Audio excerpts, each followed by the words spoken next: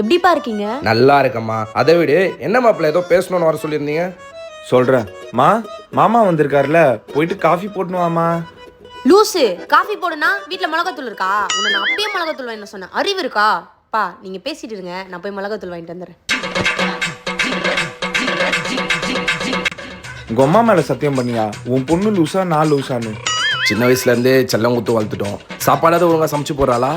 மயிரா சமைச்சா 1,00,000 ரூபா கொடுத்து பாத்திரம் வாங்கி கொடுத்தல, உன் பொண்ணு எதுல சமைக்கிறா போய் பாரியா. எதுல மாப்பிள்ள? யோ போய் பாரியா. இவ்வளோ காண்டா வரும். எதுல சமைச்சிருப்பா?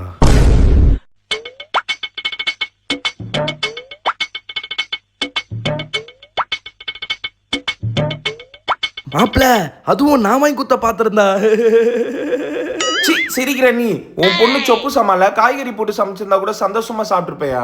செங்கலும் மண்ணெல்லாம் போட்டு அதை சாப்பிட சொல்லி உயிரை வாங்கி அதை சாப்பிட்டு 3 நாளா ஹாஸ்பிட்டல்ல இருந்து ட்ரிப்ஸ் ஏத்திட்டு நீ தான் வீட்டுக்கு வந்த. கொஞ்சம் அட்ஜஸ்ட் பண்ணிக்கோங்க மாப்பிள்ள. அட்ஜஸ்ட் பண்ணிக்குவா. உன் பொண்ணு நீ வீட்டுக்கு வந்திருக்கன்னு ஜெல்லி கல்லுல கூட்டு செஞ்சு வச்சுக்கிறா, அதை சாப்பிட்டு வீட்டுக்கு போ.